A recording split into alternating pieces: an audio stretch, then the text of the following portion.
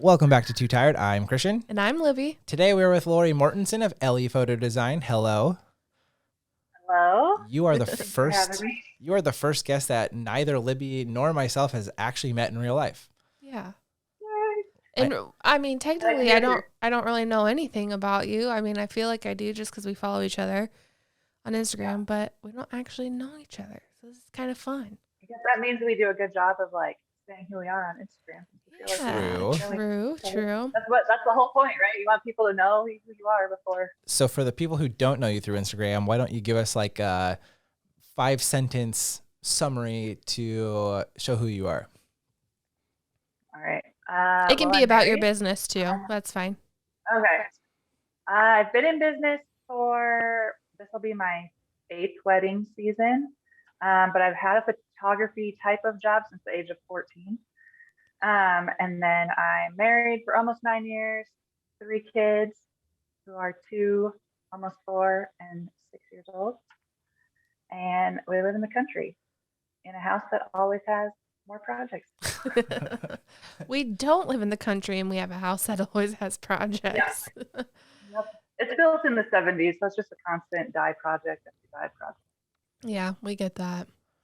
So something that when we were like trying to figure out what should we ask her, we don't know anything about her. And That makes it easier. Well, yeah, but in some ways. I was stalking your Instagram, like I said, to try and figure out if you had 3 or 4 kids because I couldn't remember. And you have 3, and I just want to know, like, we only have 1, and the struggle is real with like finding the work-life balance. So how do you do it with 3? I actually was just answering this question for someone on Instagram who's about to have a baby who's a photographer. She's like, how do you balance your day, or what's your day look like? And it's ever changing, I feel like, with each stage that the kids are in. But I feel like I've gotten good I'm an Enneagram 8, so I'm really good at saying no to things and stuff. So I limit to like only 2 weddings a month. I limit this past fall, I limited so that I only shot 2 evenings during the week, and I shoot like no family sessions on the weekend, usually maybe 1 weekend in like the fall or something like that. So just figuring out that balance of like, I know I'm not going to be someone who shoots 30 weddings a year, that sort of thing, then helps me keep sanity and that balance of. Libby is not an Enneagram 8, and she does not know how to say no, and she does 30 weddings a year and has no free evenings or weekends. Okay, that's how I used to be. But I honestly have been a lot better about it. This year, I'm only taking 12 weddings.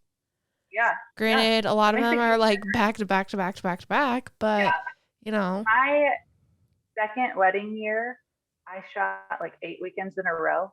Yeah. And I decided I never wanted to do that again because it just wasn't fun then for me personally. Other people like thrive and they like can do that back to back to back. For me, I was like, I am exhausted. I want to have free weekends so I can relax, or we enjoy going camping or going to Iowa State football games, all that sort of stuff. Go State. So, yes. But they just lost in basketball. Yeah, I was going to say, let's not talk about the basketball game. But, so I just, after that second wedding season, I was like, I'm only doing 2 a month, which obviously can still end up being like 4 weekends in a row. Yeah. But I figured out that's a good balance for me. That is a good balance. On top of editing that way, I can have free weekends that way. I mean, it obviously gets hard like this time of year when you're not shooting as much, and then you get inquiries. And you're like, oh, I already have 2 in September, but I could probably take 1 more, right? Yeah, because I need the money like right now. Right now the money sounds really good. But once I get to September, I know I'm going to be like, why did you do that? I know. I'm in that pickle right now. Like so I told myself I was only going to take 2 or 3 a month. Yeah. Okay. Yep. And I have 4 out of 5 weekends already in October booked. And the one inquiry I got today was for the 1 remaining weekend. And I'm like, right now the money sounds really nice because it's slow season. Yep.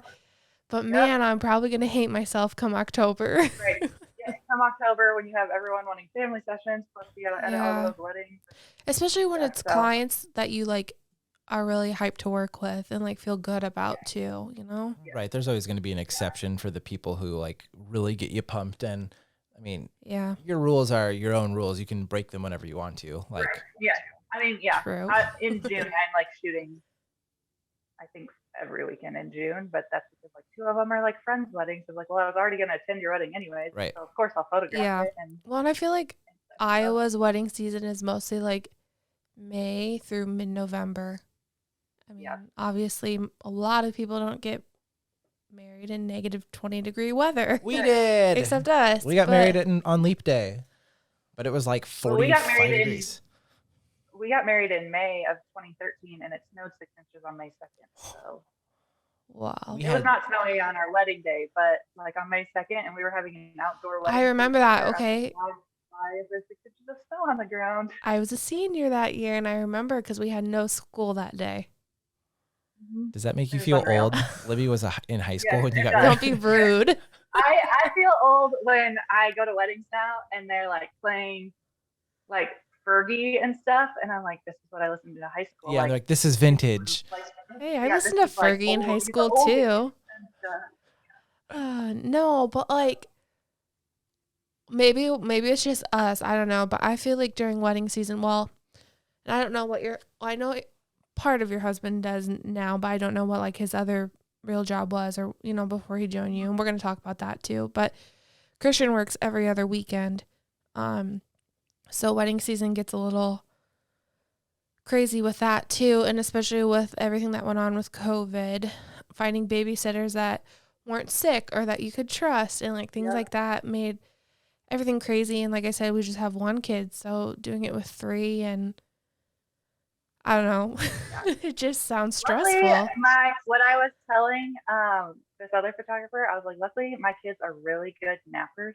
Like they've always just been really good at napping, and so they'll sleep for like 3 hours in the afternoon, and that's when I get like the bulk of my editing That's done. so nice. And my 6-year-old like obviously doesn't nap anymore, but he knows like, okay, you're gonna go play with Legos, and you're gonna have quiet time until your brother wakes up. And so that's when I get No, the that's bulk of it done. good. And then occasionally, if I'm like I feel stressed or behind, then I'll get up. They usually sleep until like 7:30, so I'll get up at like 6 or something. Be like, okay, I'll edit for like an hour and a half before Yeah. I wake up. But I try not to edit in the evening, like for my own rule, just because that's when my husband is home, and then like I want to enjoy time together when our kids are in bed. Yeah. So I try not to edit at night. Obviously, that doesn't always happen because in the fall and stuff, it just has to happen. But, Yeah, in the fall, I just feel like, well, last year I made a stupid goal for myself that I was going to edit every wedding within 1 week. And I don't know how people do that. and then I only do really like mini sessions for families. I offer like full sessions, but most people just do the short ones. So I made it a goal to edit those within like 24 hours.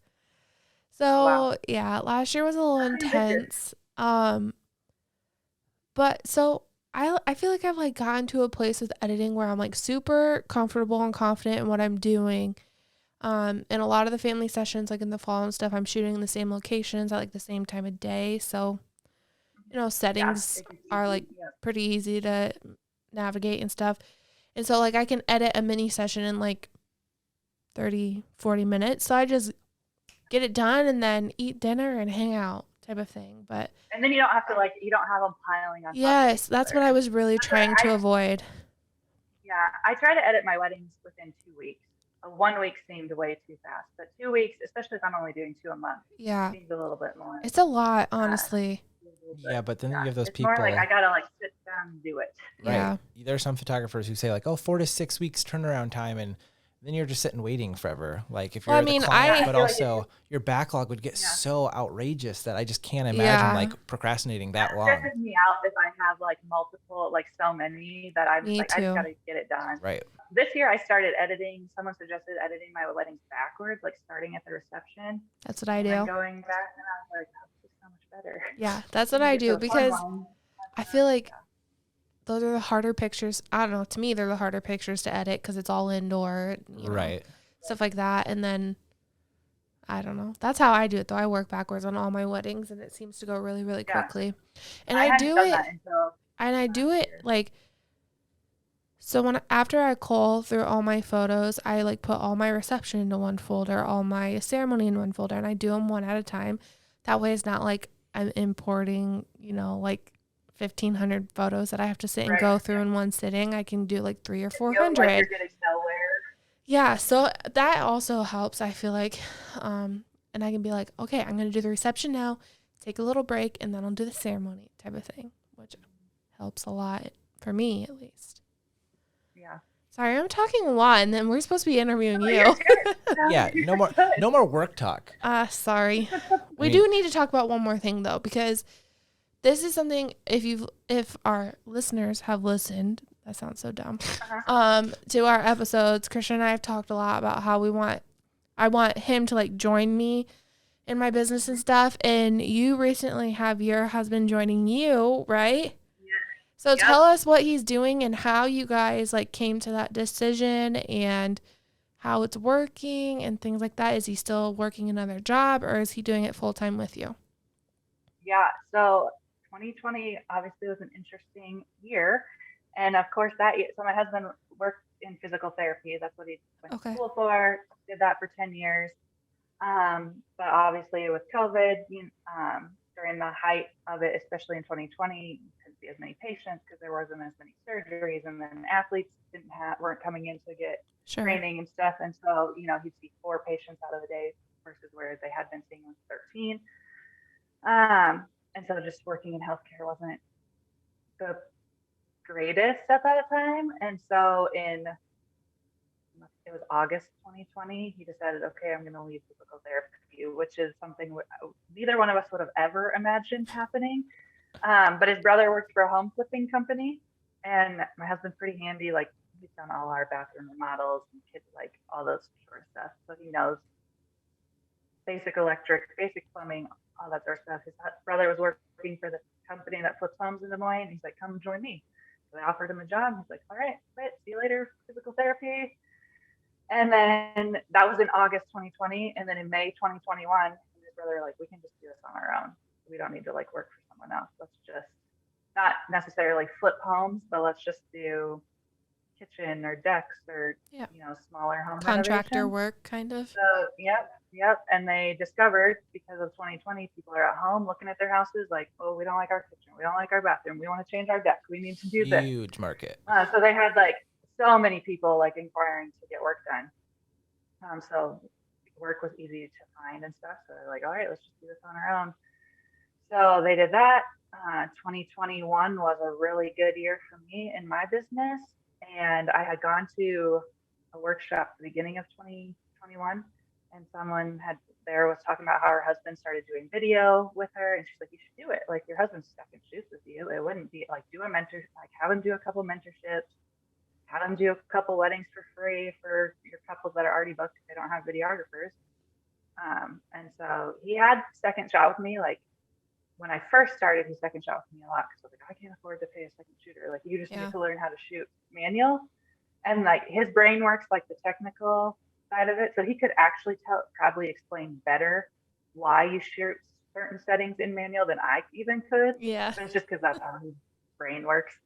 But yeah, so he had second shot with me a bunch. Then as we had kids, it gets harder to find sitters and stuff for like it's not just like a couple hours on a Saturday. I need someone for like 10 hours on a Saturday. Thankfully we have great parents and in-laws, so usually grandparents are.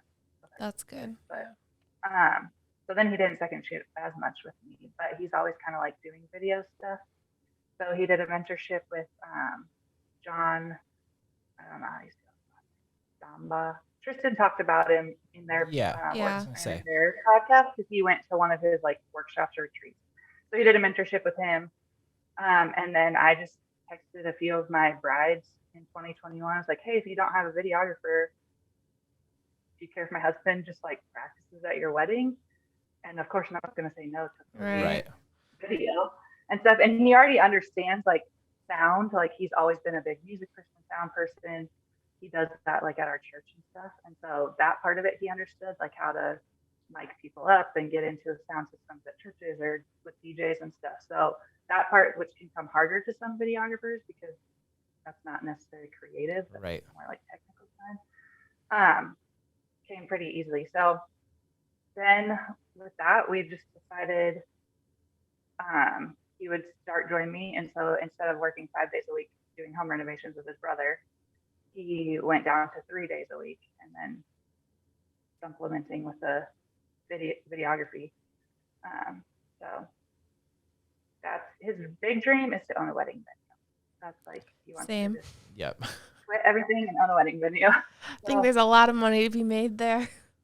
Yeah, he's always on the hunt for land and stuff to build a venue. That's awesome. Crazy because we live around Des Moines and there's constantly new venues, but I feel like there's a need for them too. Absolutely. Yeah, and especially like different styles, aesthetics of venues. I feel like for a while there, they seemed like they were all the same. They're all barns or they're all wineries. Yeah. Like the big sheds going up. Yeah. At least here around Fort Dodge, everything.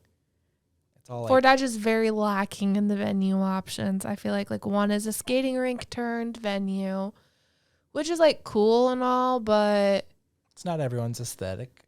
Yeah, like there's no windows or anything. It's like fully enclosed. And then there's like an old opera house that's super, super rustic. And there's nothing fancy and modern and high end that glamour. People will pay for it if they have the option. And I think I mean, around here everything is going to be lower income and cheaper options, but I think that's a huge assumption too, and that's something we've talked about with design even in smaller towns. Like everyone assumes they have to have something that looks like everyone else's, but to get a good logo is not going to cost you more. It should cost the same. It's just going to be better and fit better, and it can be the first one on the block to break the mold. And same with your venue or your building, it can be completely different, and that's something that our town especially is putting a lot of money into, like updating the facade of the building, and then from there hopefully some people take that as an opportunity to rebrand. And again, that's a whole different spiel, but I think that's what I would do school for graphic design. So okay, me too. I like kind of understand that. Did you go to Iowa State? I went to Hawkeye in Waterloo, so I just got my associates. I went to UNI, so I was over there too. You were close. And I decided I didn't want to do anything with it. So we are all in that boat then. I got done and I was like, actually, I think I like photos better. Yeah, I started with photography and I decided I know how to take a picture. I know composition. I know how, like, the settings. So I did the opposite and I decided, hey, let's learn something to supplement that. And not that design completely supplements it, but it helps. Like, it's that creative. I mean, for a long time, I did my own like website and created. I mean, the whole even the name of my business, LE Photo Design. Like in design school, I had to come up with a logo and a business name. And so I was like, okay, LE are my initials, and then I was like, I'll do photos and design. I wondered where the E came from. He's like, it's probably before she was married. Some people. So Elizabeth is my middle name, so it's just Lori Elizabeth. And I didn't want to use M. My main name started with an M, which now I could have used it, but I didn't know that then.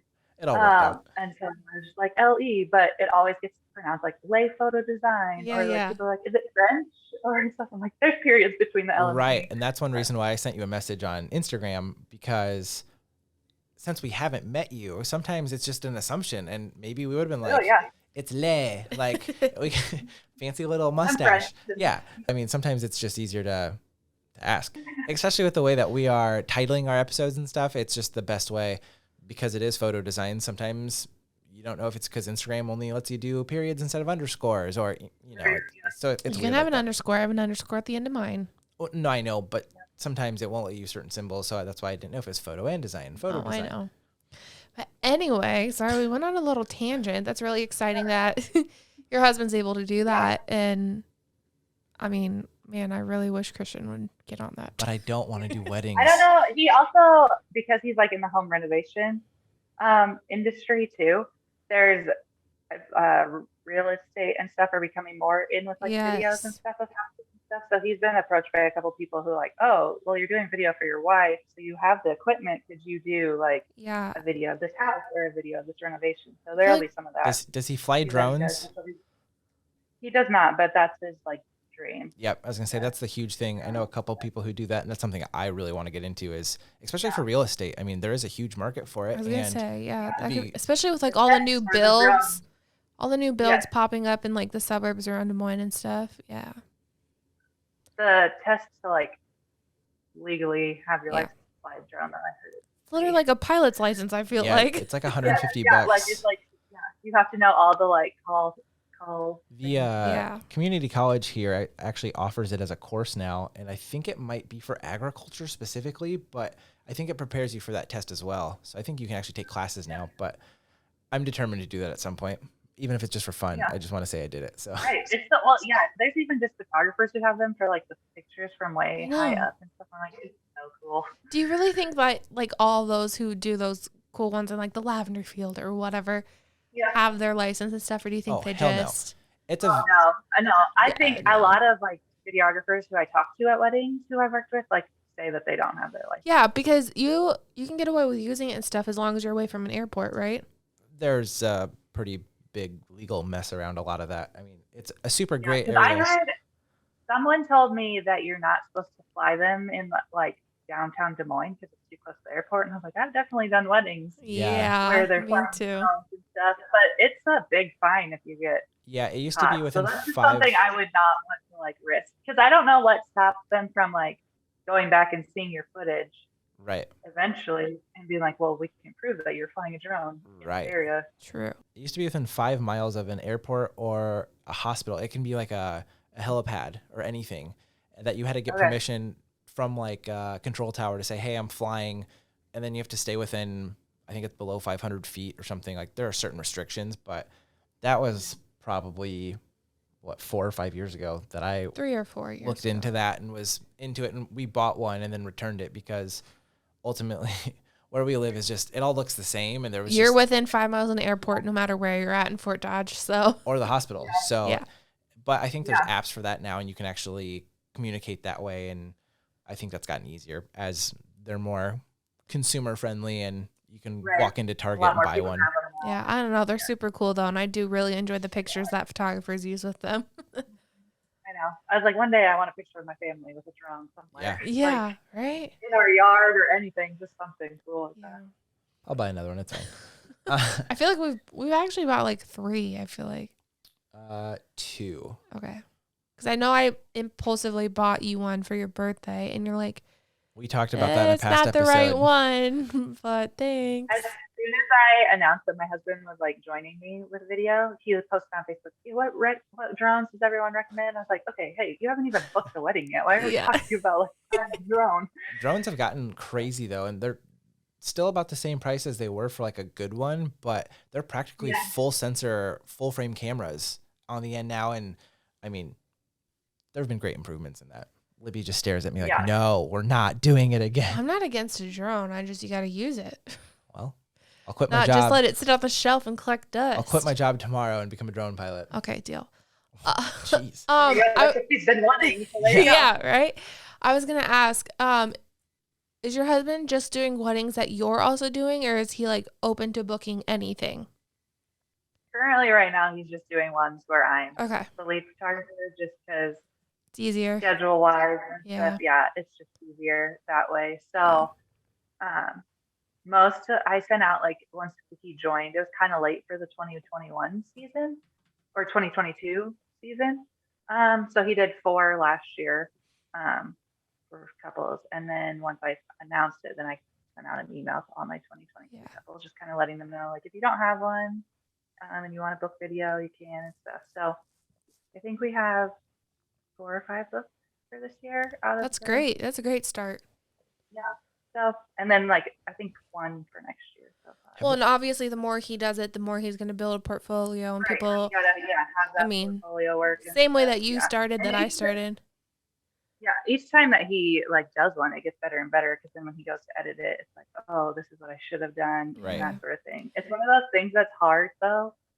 For me, we've had to learn a lot about like how to communicate in like a business. Like, okay, if I'm critiquing this, it's just like, can't take it personally or like, you know, that sort of thing. Just learning how to communicate that way, like from a business standpoint and stuff. And it's hard for me because like wedding photography, I've done, this will be my 8th year, but like the videos like now just starting. So it's not like up to par where I want it to be, you know? So it's hard, but it's like, okay, well, you got to start. Like if I look back at my first wedding photos, those are horrible. So one day no one will look back at these like first videos that you do. it'll just be. You just got to start. We talk about that all the time. Because I'm really bad at it. Yes. It's our job, Kristen. And yeah. Buy the drum. Exactly. Going back to the critique within a business, especially when it's your spouse, we're bad about that in general. Even if I cook supper and she just gives me a funny look, I'm like, what did I do? What is wrong with it? Is it not good? So I get offended when I ask for critique on like because like when I stare at my screen for so long, my eyes are just like tripping me up and I can't decide if I like it or not, you know? So I'll like ask his opinion and he'll say something that really pisses me off. But it's not because it's bad. It's because we have different taste in editing styles. Like he likes cooler colors and I like warmer colors. So every time he's like, it looks yellow. And I'm like, dude. Yeah. We've had to so I don't know if you guys are into the Enneagram. I am. And so I am an 8, so I'm direct. I'm a 2. I don't know. I'm a 2 wing 9. That's what I am. You're not a 2 9. Yes, I am. We literally talked about this the other day because your mom took the test. I thought yours was something completely different. No. There's anyway, no way we're the go exact ahead, same. Lori. Well, so I'm an 8, so I'm like direct to the point, but my husband tells me I have no tact. And then he's a 1, so he has like inner critics and stuff. So like then when I'm like, well, this looks horrible, he like then takes that because he has like that inner critic. So it's just that like balancing of like he'll be direct too because like we're both good communicators, as in like we'll tell you what we're thinking or if we don't like something, but it's just like learning how to say it in the way that the other person and not take it personal. Yeah, that's going to be a struggle someday starting any sort of business with you. And not letting it affect the rest of your day. That too. Yeah, or your relationship. Yeah. I think some of that is the art school critique style that I actually miss. I miss having people anonymously shred my stuff. We would put our pictures up, and unless anyone saw you, they wouldn't know whose was whose unless there was something that was like glaringly obvious that, oh, hey, that's definitely Christian style. But I miss that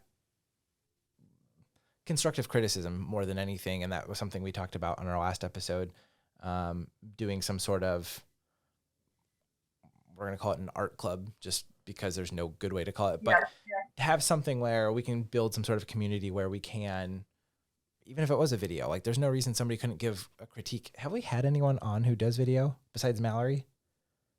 I don't think we have. We're going to have the creative in a week or two who are big into, who are videographers, but I just, that's something that interests me so much. And to have the people who have already maybe done all the work, they can give you a shortcut. And that leads into my next question for you. If you could go back in time 5 years and give yourself a shortcut, just a quick 2 sentences of, hey, this is what you need to do to skip and save 5 years of time, whether it's about your family, your businesses, what would you tell yourself? I think for business, I would say like other photographers can be your friends. Like I remember like being on Instagram and just being like, I can't be friends with other photographers. They're my competition. Mm-hmm. Like I would have never, like reached out to another photographer to ask a question or anything because it'd be like, oh, I don't want them to like know that my strategy or my like. You don't want it to feel like you're copying or like steal my idea or something like that. Whereas like the Iowa photography community is amazing and incredible and just like sends each other referrals and like you can bounce ideas off of each other and that sort of thing or learn from each other or have people that you like trust to be like, okay, what does this look like editing wise? Or, I'm new at this. But I think for so long I just didn't like do any workshops, didn't go to any like get-togethers, like nothing because it's like, oh nope, that's my competition and stuff. So I think I would have advanced faster had I like realized like no, there's a lot of like strength or like community that you can just like thrive from having that around you. And then you don't feel lonely. Like when you're working from home by yourself, it can be very lonely. You don't have coworkers and stuff. So it can just be like, I haven't talked to another adult, since my husband left for work this morning, that sort of thing. Like, so I feel like that's kind of why I'm coworkers.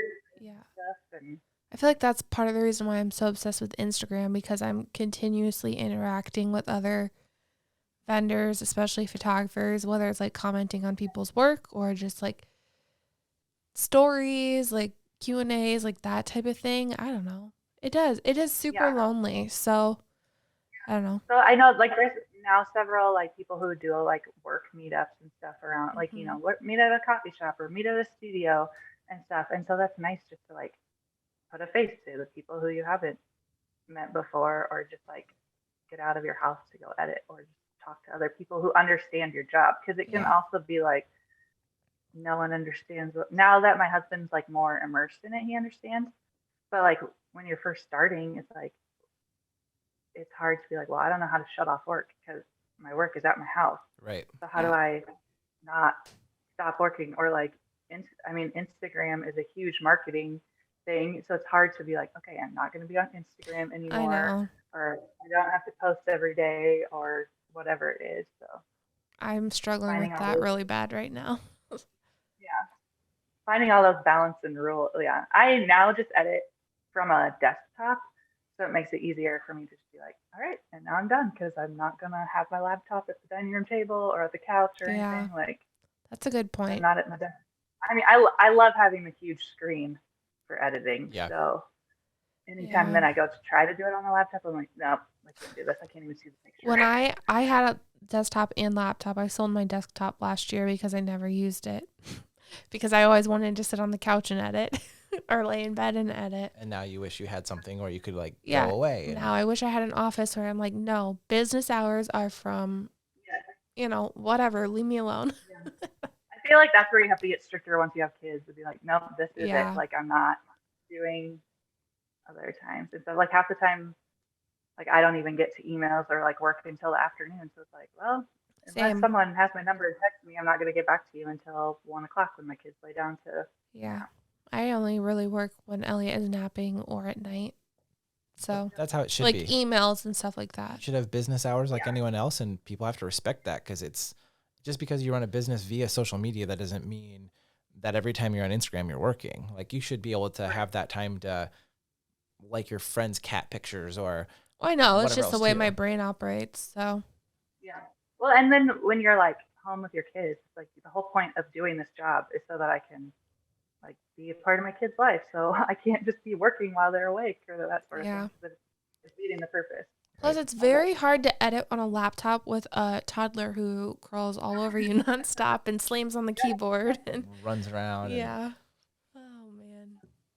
I want to go back to the whole shortcut being finding a community and asking for help, because again, going back to the college days, it was all a competition to me. It was all who's got the best design, who's going to go get those jobs out of college. And I didn't even try to go get a job out of college in the design field, but there were kids in my classes who were just absolutely awful designers who work at like really highly respectable businesses now and do this crazy stuff that I see on LinkedIn all the time. And I'm just, how did you do this? So yeah, that's how I feel like following photographers who are like 25 and just like doing all these things, like, destination weddings and stuff. And I was like, how had I known that at 25? Right. But that competition, that competition made me hate all other designers. I'm like, you're dog shit and you can't be better than me and you can't get that job before me. And now, like you said, I should have been asking those questions. How did you get those internships? How did you find this job? Which teacher did you go to for office hours, and ask those questions to? Because I didn't do any of that. I literally was home all the time. I never went to the studio after hours to do anything. I didn't do anything like that. And that's something that I've learned from Libby through even just the last couple months, especially with doing the podcast. That was another reason we wanted to do it. We wanted to put faces to the names that we've seen on social media that we don't actually know, but there's no reason why we can't all be friends. And that was something else we were looking for, which we've talked about 1,000 times because Libby has no friends. And I don't either. Okay. And so I think that was a really, really good point, because as much as everyone acts like they have it together on social media, everyone has the same questions. Everyone at this point is charging $20 a month to give you their inside look at whatever they do for their business. So they're not like their secrets they can't share. They just are making you pay something for them. And I think especially right now, there's such a huge education emphasis on Instagram and YouTube and TikTok, where in 30 seconds you can figure out how to do something that you thought was this crazy long process, and somebody just explained it really, really fast, and now you could do that. Yeah. That changes your business completely. Whether it is something stupid as far as marketing, or it's something stylistic, or whatever. So I think that's a great shortcut that I think if I could go back 5 years. It's like the long version of your shortcut that he just gave. Well, yeah, but it teaches your whole mindset too, though, because then you're like cheering for each other versus like, oh, I'm not gonna like. Yeah. I feel like that changes my mindset when I get on Instagram too. If I'm looking at these photographers and not being like, oh, they're my competition, or I'm not as good as them. But if I change my mindset and be like, no, appreciate what they're doing and like how they have that creative eye, how they saw that like angle or moment, or or think about like, oh, how did they get that connection in that photo, and like appreciate that, changes your whole mindset. Then like, oh, I'm not good enough, I should just not be a photographer anymore. Right. And I mean, if you can learn from it, there's enough money to go around. And that's a weird realization too, that sure, there's plenty of money in the photo industry. Right. I mean, how many people are going to get married in the next? Married, people are going to keep having babies. Yeah, like it's not going to stop anytime soon. And I think another huge shortcut, or even just advice I could go back to give myself, would be, I think you might have said it before, not everyone's going to like you, and that's okay. Not everyone's going to like your style. Not everyone's going to want to pay you that much money, and eventually someone will, and it might take an extra year of work or something to build up to that price point where you only attract the clients you want to attract. And that's okay too. There's people who do that, who only do that, who can pick 5 weddings a year and charge 10 grand if they want to. And people are like, oh heck yeah, that's a deal. I get to work with so-and-so. Yeah. That's like my biggest realization. It's a good feeling when you get people who are hiring you because it's you, not just because of the price. Right. Yeah. Or because, like, well, I want Libby because of the experience that she gives me with my photo shoot, not just like, oh, I want Libby because she, yeah. It's got to be a moment of pride too to get to that point, because I know anyone, myself included, who's done just a little bit of freelance work in photo, is you take the money at first, you just say yes to whatever you can to get your name out there, and then eventually you get to the point where you can say, no, I hate you. I don't want to work with you. I've known you since... You don't say that. Well, but you could, and they still would. You still, like, I think one of the best tips of advice ever given to me when I was first starting out is like, you can shoot it all, but if you don't want to be shooting it, just don't post it. Yeah. Like, that's another good one. If you don't like shooting seniors, you can still shoot them. Just don't post it. Because I do like 4 or 5 seniors a year, but I never post them. Yeah, that's something I've been thinking about a lot. Because everybody's talking about like niching, right? Is that the word? Yeah. Pick your niche, you blah, blah, blah, blah, blah. And like, I used to literally take anything I could get, like seriously anything I could get, and more. And like even last year, I took quite a few seniors. They're not my favorite thing to do. I don't really like to advertise it, like that type of thing. But like this year, I'm going to take like 3 or 4. Cool. I don't know. I don't really want to post them on my feed, but I feel bad if I don't. And they're probably like, why isn't she posting my pictures? Do they suck? Did she not like me? I usually do it like stories. I'll be like, oh, I'll change it up. I always feel like if I'm not posting the session or like anything from the session, that the clients are probably like, did this really happen? Did she hate me? Did she not like the pictures? Did she, and I don't want them to feel like that. So I struggle with that all the time. Yeah, it's hard. It's hard, especially in like busy season. Yes. When you're shooting so many missions to be like, oh, I got to get like previews to everyone and stuff, which is hard to do. Yeah. I usually had a goal of like, okay, within 24 hours, I'll post like a preview or something in my stories so that they can see it. Because I feel like that helps with them. Like, when do I get to see my photos? At least you saw like a couple, and then it kind of like holds them over until they get their whole gallery. But and I know a lot of people knock on Facebook, but I love Facebook for my business page, and I post literally a preview from every single thing that I shoot on there. And I feel like I personally feel like Facebook gives me more business than Instagram does. It's two different markets though, and I've always looked at in Facebook Instagram, I feel like my feed has to always look good. It has to look cohesive. And so I'm super picky about what I put on there. And I don't want clients to like feel offended that I'm not sharing their stuff. It's just because it doesn't fit my vibe at the time. You know what I mean? I've always pictured Instagram as millennials down and Facebook as like our parents' age and up. So 50 plus. Yeah. The grandmas and the moms. Facebook to me is like your landing page on your website.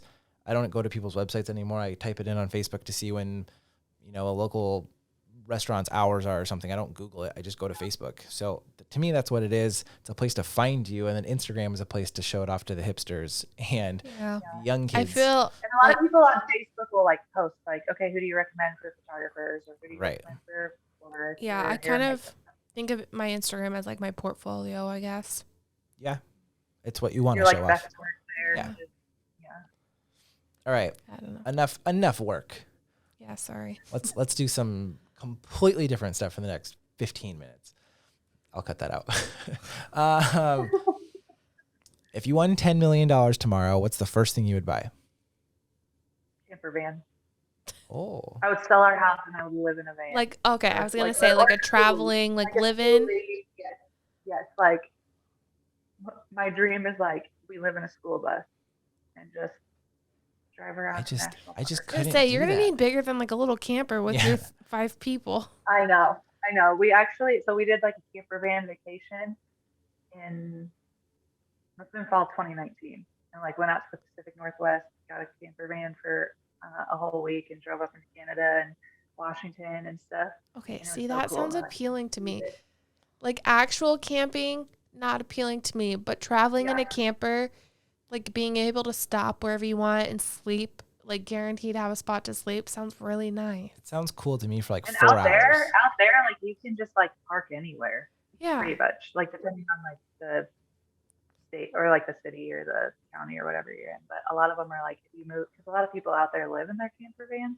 So as long as you like move your van every 24 hours, you can just park in like a pullout, like a scenic pullout or something on the road. So that was pretty cool. So then we were like, well, we can't do this with 3 kids in a camper van. So yeah, so then we're like, we won't fit in a camper van, maybe a school bus, but it'll probably never happen. But if I had a 10 never million, say never. Okay, so if you had 10 we million, are going on a 3-week vacation, a 3-week road trip this summer in a camper. Where are you going?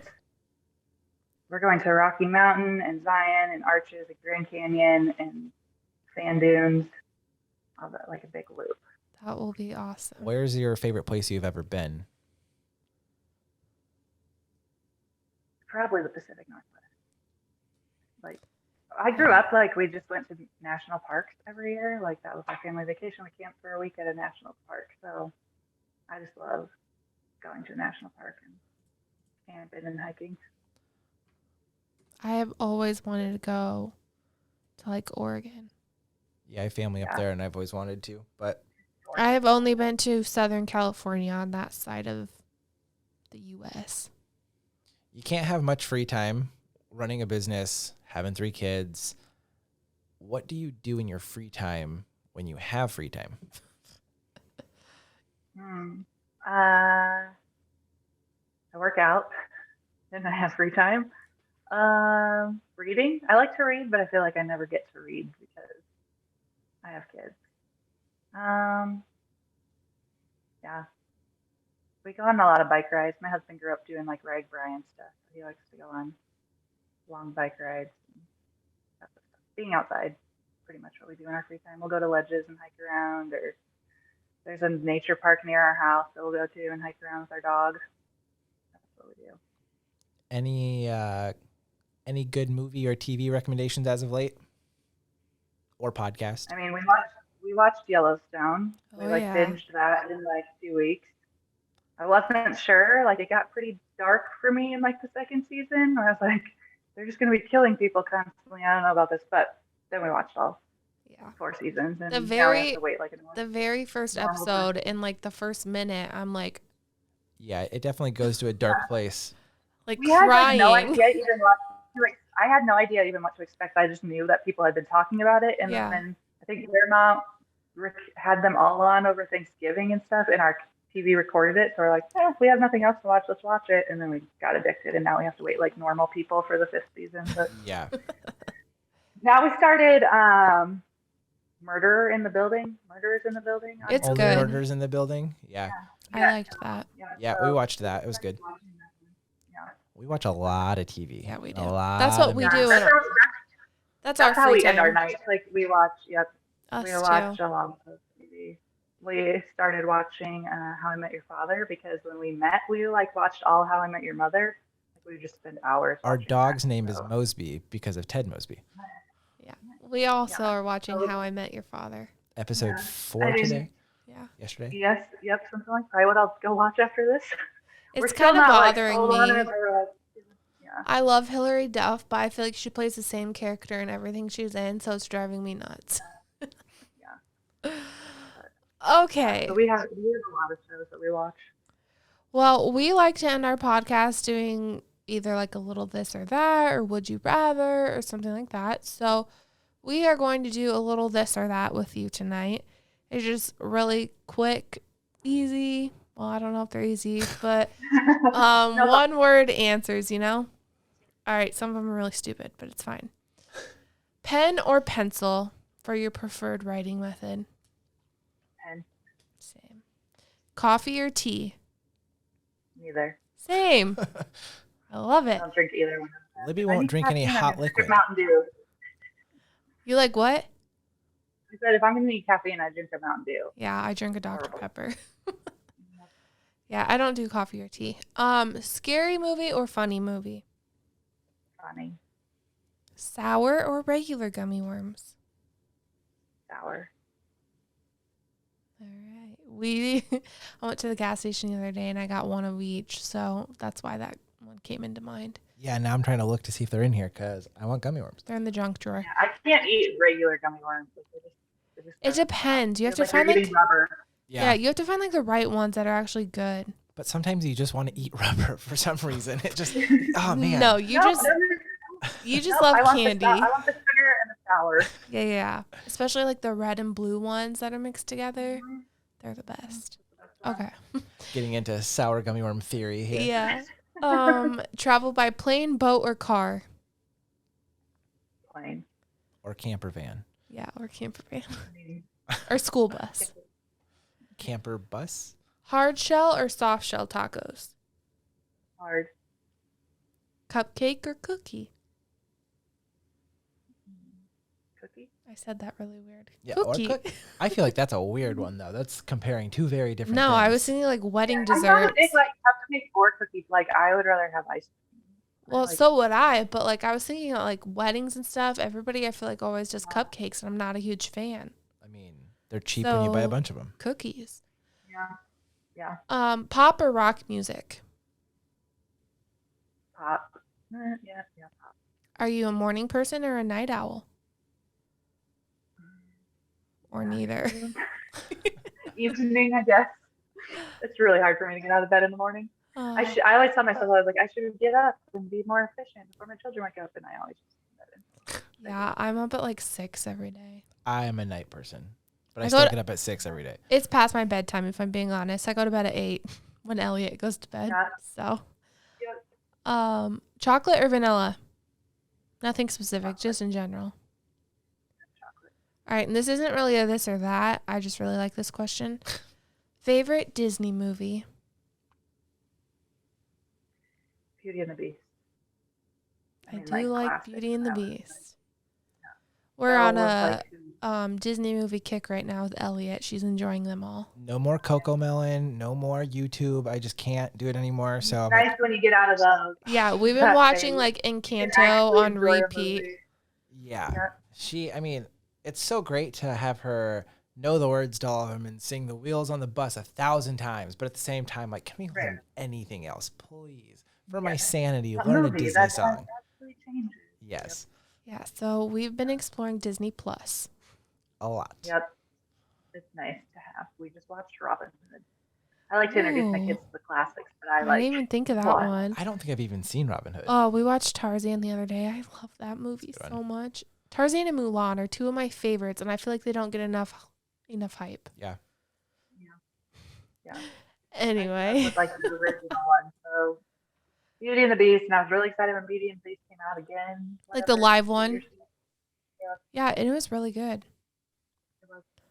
I still don't think I saw that one either. Probably not. We own it, I'm pretty sure. Yeah, probably. Okay, Lori, tell us where the people can find you. You can find me on Instagram at LE Photo Design. Same on Facebook. L.E. Yep, L.E.